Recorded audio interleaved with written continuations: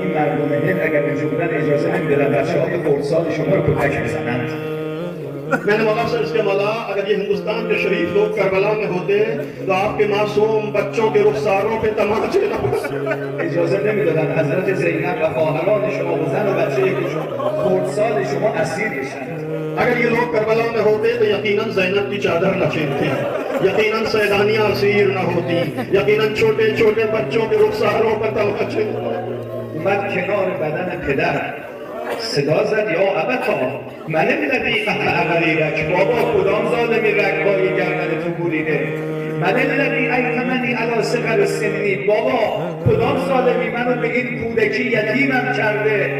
یا ابتا والله ابکت کل سبیل و عدو، همه دشمن و دوست رو به گریه انداخت. خواستن این بدن رو بچه رو از بدن بابا جدا کنن.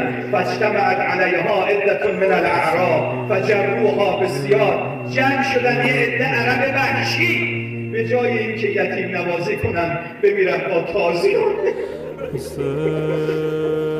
हाँ अगर आप मौजूद होते तो करबला में हुसैन के छोटे छोटे बच्चे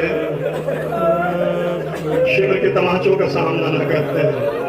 जरा उस मंजर को याद करें कि जब हुसैन की यतीमा सकीना अपने बाबा के लाश के करीब आई, सरो सीने को पीट कर आवाज दिया, ए मेरे बाबा किसने आपकी गर्दन की रगों को काट दिया? मेरे बाबा, ए मेरे बाबा किसने मुझे बचपन में यतीम कर दिया? बाबा सकीना के बहन इस तरह के थे, सबने गिरिया करना शुरू किया।